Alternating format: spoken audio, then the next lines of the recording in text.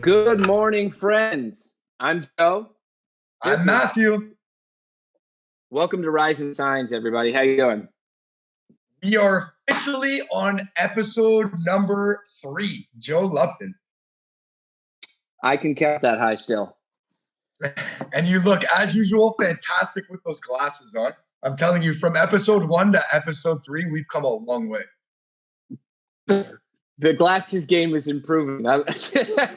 No joke. I think these are $8 on Amazon. Like it's pretty cheap.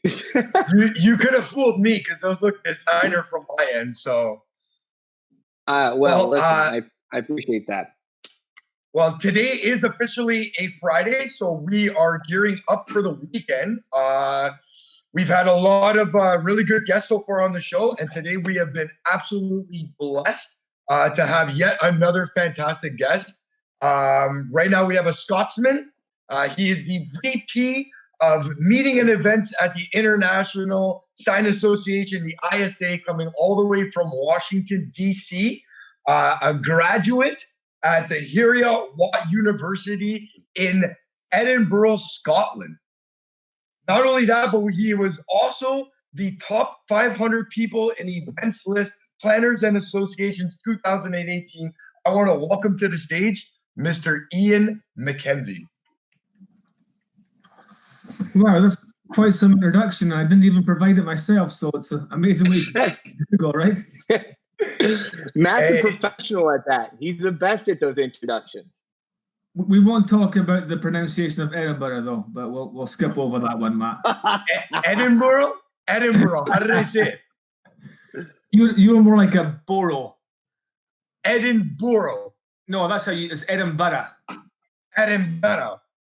Yeah, you got to roll it. Oh, wow. Yeah, okay. I'll work on that one. I love it.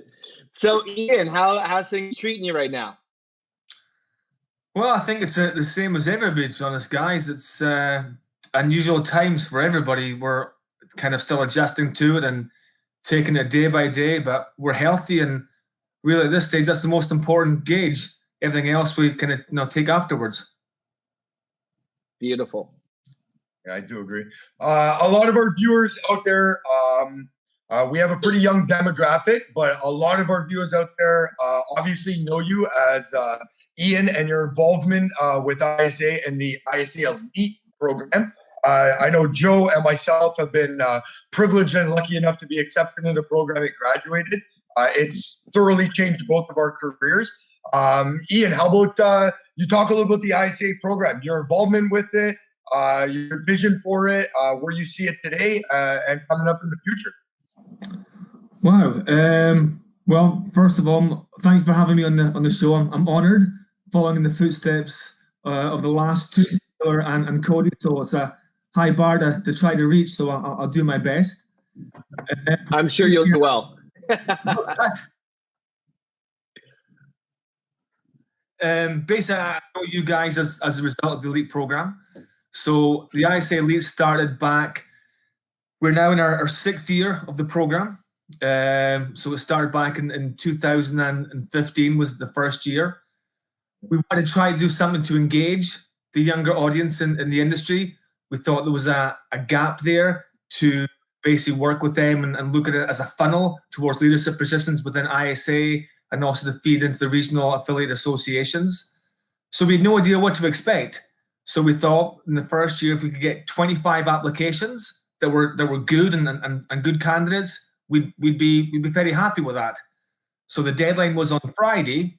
Come Monday, we think we were like 15 or 16. It's like maybe there's here. Maybe there isn't a need for this, even though we thought there was. But we did a little more outreach and did some social media stuff. And by Friday, we did 72 applications. Wow. Wow, okay. So everybody's just busy, and it's just the same as everything. You always do your taxes on the last day, as people are applying on the last day. So we had 72 applications, and to be honest, out of the 72, probably 65 or 68 were really, really strong. We're like, wow, this is going to be hard. So in the first year, the review process was just basically done internally, at ISA, and we'd only planned to have 25, but the standard was so high, we said, okay, let's cut it off at 35. Let's increase it and see where this takes us. So in the first year, we had 35 people turn up, and to be honest, we were kind of building the airplane as we went down the runway. It was just basically evolving as we went, and each year it has changed. But the first program was really successful. So we're like, okay, how can we grow this? So Laurie's like, I tell you what, why don't we extend the program and bring them back to ISA and do a second part of the program? Because originally it was only going to be at the expo, but there was such an energy from the people who were there, an enthusiasm to drive the industry and to make a change, and they were just so positive. We're like, yes, let's try and tap into this and harness this. So we brought them back in October. We brought in a leadership facilitator, the same program that Matt, you did, and Joe, unfortunately, you missed it. And the first year, I think we had 19 people come out of the 35. And the way it worked was, this is how I'm giving a really long answer to your question, Matt, so I apologize. Oh, by all means. The way the dynamic changed. So in the first year program at the expo, we put the people in the groups of 7 to try to foster relationships amongst them, which worked great. But the problem was they only really knew those 7 people. 7 people. So when they got to the ISA office in October, like they turned up and they're like, doo, doo, doo. Like they were there for like 30 minutes before we started having lunch, and like, doo, doo, doo. And we're like, oh, okay. And it took them like maybe the first afternoon to kind of warm up to each other and get to know each other. And then come day 2 came and just exploded and expanded. So that's an example of how we've evolved the program each year. So, and I'm not sure which year did it first, maybe 17. They put together a WhatsApp group or a group me chat. So they started communicating at the expo together. And then so we've done a variety of things at the expo to get them more engaged. So when they get to the ISA office in October, everybody already knows each other. And they're just reconnecting and building on those relationships they've had. So over the years we've had the program, I think the relationships have really fostered and developed, and the camaraderie, and basically the fall program is just basically, it's the extension of what's already happened in the expo. And our next challenge is to extend that more year-round, permanently, and also between groups. And that's one of the things that we're working on. How do we go about doing that? How is ISA looking to make it a full year thing? How would we incorporate that? Well, there's a variety of things that we're looking at. So we have 3 task forces of elite alumni who help guide the program, because essentially the program is for you guys. It's for the young people in the industry. We want you to help shape it. We don't want to tell you this is what we're going to do. We want to take advice from you guys as to what you're looking for. So one of the things we looked at, I think 3 or 4 different online platforms like message boards / listservs, and each one had pros and each one had cons. And what the group decided was they wanted to stick with LinkedIn, because most people are already on LinkedIn. So about 6 weeks ago, we started an online group on LinkedIn for the alumni. In the space of, we started it probably 3 years ago, but never put any effort into it. So we had like maybe 20 people in it. I pushed it out to everybody 6 weeks ago, and within a day and a half, we'd gone from something to 106. So people jumped into it. Unfortunately, with everything that's happened in the last 6 weeks or 4 weeks and the way the world has changed, as an association, I say, has not been able to push as much content through that as we wanted to, because obviously we've been focusing on other things. But that's something we want to get back to and start pushing more content through that and get people connecting year over year through that platform. Wow, that's incredible. We're excited. Obviously, we want to get full adoption, or as close to full adoption as we can. And we know everybody has their year groups and their peers that they connect with if they have a problem. Hey, can you help me with X? Or I'm looking for an installer in Y city. But you only have like 30 or 35 people to reach out to. Yeah. Now you've got almost 200 people to reach out to. So if we get people out of the mindset of just going to the ones they know and going to the whole group, I think the benefits will be huge, because you'll have 200 people to lean on to answer a problem or solve a problem or answer a question or get a referral, as opposed to just 30 or 35. So that's one of the things we're looking at. Another one we're looking at is a web page where we're going to do like human interest stories. We're going to do profiles on alumni, like what you guys are doing here. We can promote what you're doing here with these great podcasts. When it's basically recognize people who've had anniversaries, anybody who's been promoted, anybody who's doing something cool in the industry. We want to make it fun, but also have another way for you guys to connect with each other. And a lot of it will feed through LinkedIn as well. But you just want an extra vehicle to do this. And the last one that we're looking at in the short term is as an online directory, whereby you can search for a company, a member, by city, by state, and also we're going to have skill set. So I know you do a lot of paint, right? Yeah, I've done a lot of painting in my time. Yeah. So paint may be one of your 5 specialty subjects, for example. So then if somebody has a question regarding paint or aluminium extrusions or installing or any manner of things, they can simply search the directory, find somebody who has that skill set, pick up the phone or email them, and the chances are that person is going to be able to get back to them very quickly, because there's already that connection and they know who they are, as opposed to a cold call or cold email or trying to find the answer some other way. For sure. And I know for a fact, everything that you're preaching right now, it's so true. I know Joe and myself have both found value in the membership and through the IAC Elite program, and what it's done for my connection throughout the industry. Many a times I've been lost. I needed advice or problem solving, and I've always reached out to my ISA Elite group. And it's amazing the amount of feedback. How do you run into an issue and all of a sudden you ask somebody and you're getting a problem solved immediately. And it's amazing. Joe, the same with you?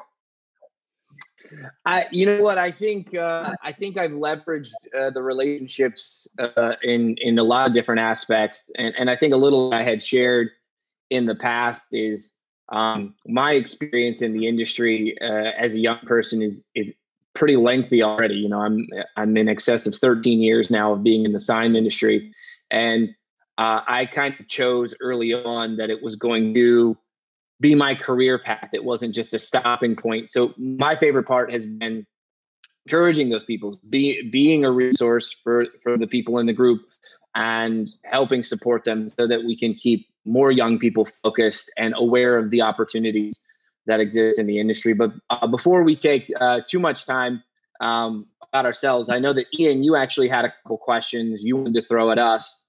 So I wanted to open the platform for you to do that. Okay. So as we look to evolve the program and continue to grow it, another thing that we've thought about is doing, so the second part of the program is you come to the ICA office and you do the 2.5-day-ish leadership program. We've thought about doing a leadership 2.0 program, where basically we'll be open to any of the alumni. There'll be another chance to foster relationships and to network, but it would take the skills you've learned in the first part and expand it further. That's one angle. Or it may be a 2.0 program whereby you just spend 2 days and you brainstorm problems you have in the industry. It might necessarily have a leadership facilitator. It may be more industry specific, and you work on problems in little groups and then you solve them. And the end of it, you've fixed whatever problems you may have had. So that's one A and B suggestion. I'd like your thoughts on that. And the second part of the question is, what else would you like to see ISA do for the Elite program? How else can we expand it and improve it? You first, Matt. Wow, that's a big question, Iain. Two things. Joe certainly passed it on to you, so he's got more time to think about it. I'm ready. I'm ready. I do. Art of management, Joe. I do agree. Being part of the program, being an attendee of the ISA Elite, at the ISA shows for several years, I was privileged to know a lot of the people from the inception of the ISA Elite class to where we are today, and I've kept in a lot of contact. I do agree that somewhere between every year, I don't know if it's just because the class gets really tight, but we all end up staying very close and intimate together and not really talking with the other groups because they seem to have their own little pack too. I know ISA does a great job facilitating areas for us to get together. I know they do the ISA Rocks Night. But I've always found that whenever we get around that time, it ends up being very less professional and more of a personal partying. We're relaxing and we're not really engaging in the sign conversation or the topics that we were when we were inside the class. So I think setting up a 2.0 would be ideal. It's always been something that I've wanted to do is talk and share more stories with a lot of these other elite members. Unfortunately, I'm not on their groupies. I'm not on their WhatsApp chat.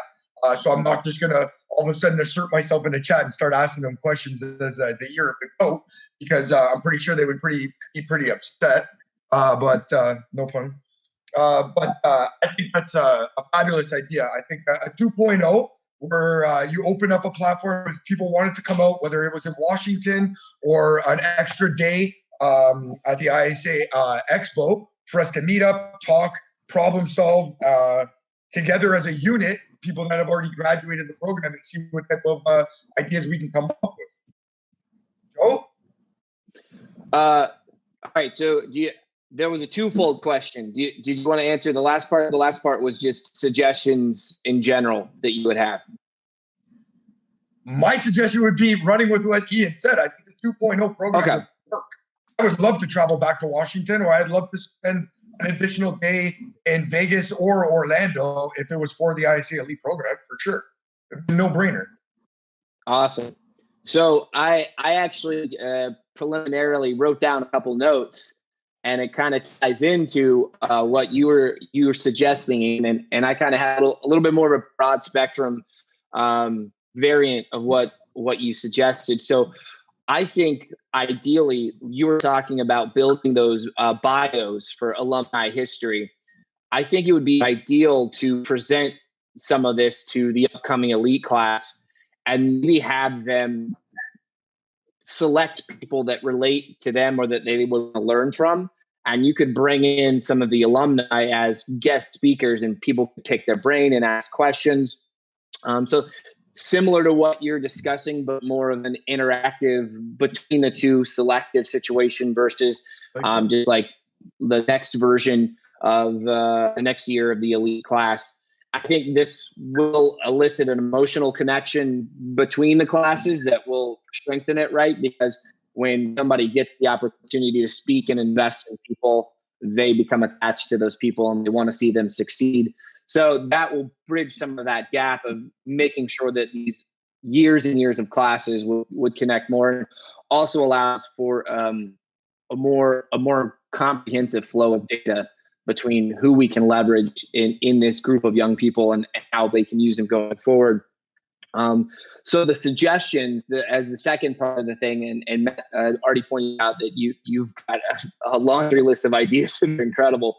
I think one aspect that would help that starting point, because I don't know how much it's evolved over the past 2 years, but I know that first day when everybody sits in the room, it's a little bit of, right? It takes a minute to get you guys trying icebreakers, to try to get things going. I think what would be great is in that process of building those bios, if you can get that list of the current class of elite, you could create a task of sorts for each of them to investigate each other. So, hey, this is one of the preliminary things you have to do to qualify, right? So, find 3 of your current class members that do X, Y, and Z, right? And that way they connect, and they're already going to have a topic of subject. So they're going to walk in the room, they're going to recognize somebody's face, and they're going to say, hey, so-and-so, you do this and this, and guess what? I do this and this too. So that's the thing I think, because I think that's that was really the only thing that I saw that wasn't smooth the year that I was in. It took a minute to get everybody, and that was nothing that it wasn't your fault. It's people getting comfortable with each other. So I think preliminarily trying to get over that hump, I think would be the best thing that I could suggest. And I had a couple more, but going long-winded. So what do you think of that, Iain? Is that something you think is worth checking into? No, absolutely. I love you guys' feedback. And obviously, we're always trying to improve it. And I like to think each year the program's got better year over year because we've tweaked things, we've taken feedback from that class. But I didn't take any notes because I know this is recorded. So I'll go back and take notes later on. And we'll try and enact some of those things for next year. So I love that. Iain, another thing we wanted to address now that we have you live, we've had a few members of the ISA Elite that have applied for the 2020 class. Do you have any updates of what's going on? I know Sign Expo Canada, COVID, the Elite. So anybody that's out there that applied for the 2020 program, is there any advice or updates that you want to give everybody? Are you referring to those who were accepted or those who applied and weren't accepted? Those who were accepted. Okay, so originally we were going to move the class to August. We were going to do in August and then the second part in October. But then we saw everything happening in the world just now. Everybody's focusing on other things, obviously. We thought it'd be easier to just push the whole class next year. Everybody can focus on getting through this and dealing with the here now. And then next year when we get to April and then October, we can do the full program in its full entirety and folk can concentrate solely on that. So we informed everybody about a week ago of that update. Everybody was supportive of the idea and obviously excited that they can still carry on to push it into the next year. So they're not going to miss the opportunity. Perfect. That's awesome news. Great. I actually had one more request. So it's not this is actually for me personally, Iain. So in what I do, I'm traveling all through the Midwest, and whenever I see a young person that is exemplary or I think would be a good fit for the program, I always mention it. I talk. I'm a huge promoter of the program. It was tons. Oh, of course. I mean, it's a natural process. I will tell you that for me, it's been difficult to get them connected on where they're supposed to go as far as getting on the website, applying, all those things. Do you think that the ISA would be able to promote and send out just a mass email to say, hey, young people interested, in the Elite program, follow this link? Because I obviously have applied. I don't know if I graduated. Matt said he graduated. I know I got in. I'm not so sure that I graduated. But if I could have that resource, it'd be huge for me to be able to forward an email and say, hey, listen, click this link and you'll be able to do everything you need to do. And if this has already happened, I apologize. I've missed it. But I really love that because that would make it really easy for me. And even reminders as we go through. Like I know I've seen you put out reminders of, hey, February, whatever is the deadline to apply for the program and all those kind of things. So I can email any of the people I've sent that to say, hey, if you haven't done it, hurry up, Well, yeah, I don't want to shame you, Joe, but yeah, look on the link. There's a link whereby you can just sign up for the mailing list. So then when we start taking applications, typically in the fall, I then reach out to them personally with the link. We do typically do a couple of e-blasts over the course of the window of registrations. And then obviously I rely on social media and also the alumni to push that out as much as possible. Unfortunately, this year we won't be taking a new class because we're transferring 20 into 21. But I believe if they do go to the link down here, they can sign up for future notifications. Unbelievable. Beautiful. I'm going to do that myself because I don't have that newsletter. I end up getting on the computer and trying to help them. All right. I did this a couple years ago. Hold on a second. Well, thank you for spreading the word anyway. We appreciate it. I love it. I'm a huge supporter, and I love to see good people get in there and be encouraged and get fed. all of the wonderful things that are available through the program. So I really do appreciate it.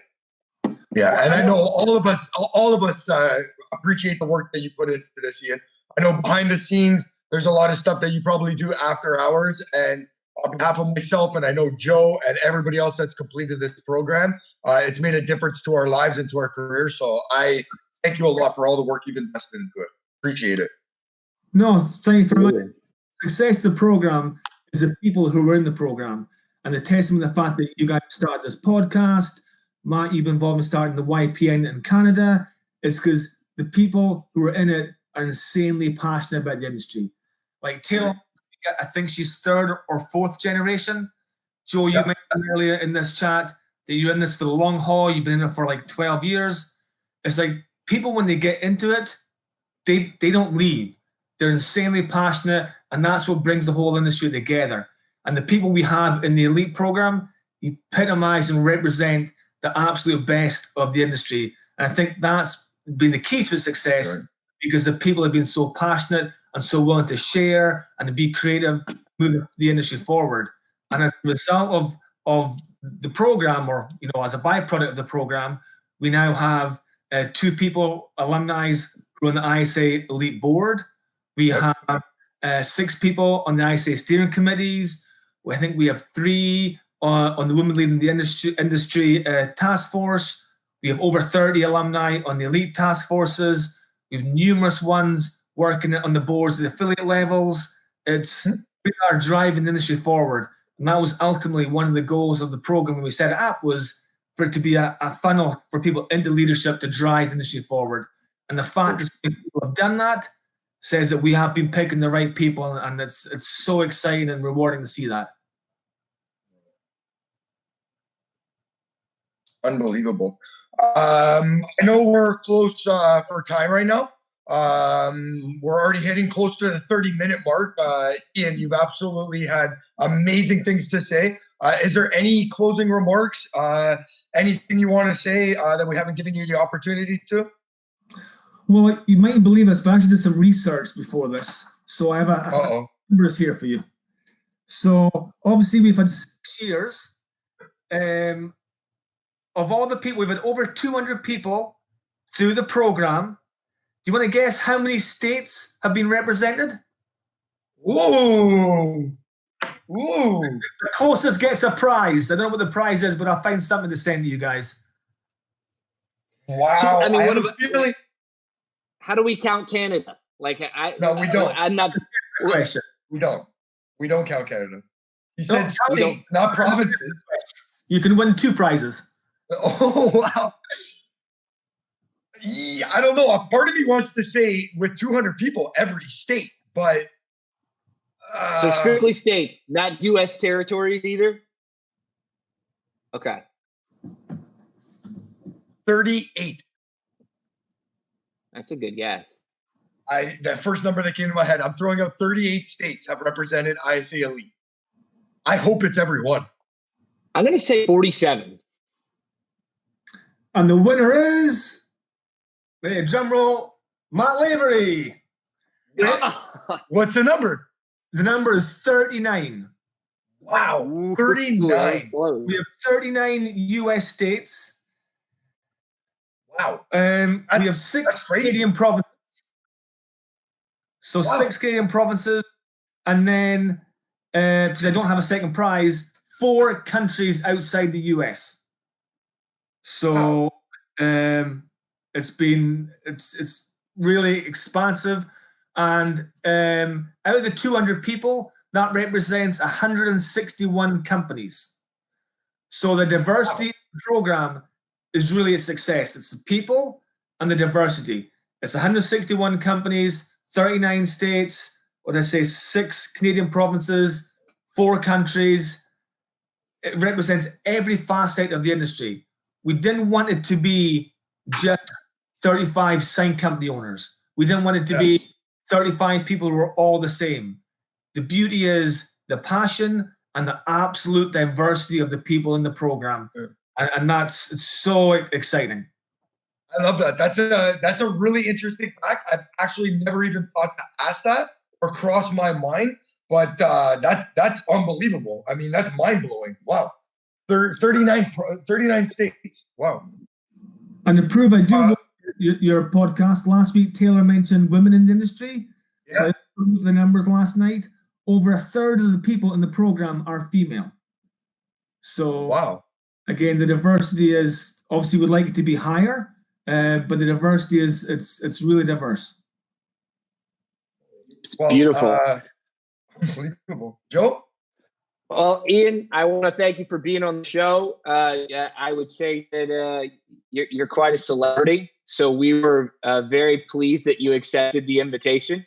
And thank you for doing research and bringing some content to the show. We absolutely appreciate that. So thanks so much. The pleasure and honor was all mine, gents. You are the stars. So I'm humbled to be invited. Thank you very much. It's been a lot of fun. Iain, I know you're at 14 years and 11 months for your work anniversary at ISA. So in the next month, I'll reach out to you and wish you a happy 15 years at ISA. That's an unbelievable tender right there. So just like Joe said, thank you so much for coming on the show today. Blessing us with your presence and your knowledge. We love it, and we couldn't appreciate it more. So thank you. The pleasure was all mine, guys. Stay safe and take care of yourselves, and we'll see you soon. You too. Joe, that's unbelievable. I didn't even think about the outreach of that fact that Iain just brought up. 39 states across America have represented ISA Elite. You know what's funny is I've actually looked at a lot of the alumni, and like I was trying to count states in my head, and I you know what, it's I overestimated, right? I'm curious now to know if what states are not represented. For those young people who are interested, if you're in one of those states, you know that might get your number up if you apply. If you're in a state that's not represented, so go to the website and check out the alumni and see if your state is represented there. Add that back into your application. Hey, happen to be in one of the represented states that you guys haven't chose yet. I don't know. Good work. ISA Elite alumni. I might pick somebody for doing that. All right, man. Well, we're going along here. Let's get out of here. Matt, was there anything you wanted to close out with before we get rolling? As usual, Joe, it's a Friday morning. I get to start off my day by looking at your face and move into the weekend. Another unreal guest that we had on today. I'm super happy. I'm jacked about it. I'm going to start my Friday off on a positive note and be the best of it. Awesome. All right, everyone. Thanks for watching. Don't forget to subscribe below Rising Signs every Friday morning. And I'm Joe. I'm Matthew. And this is Rising Signs. Have a good morning, everyone. Have a good morning, everybody.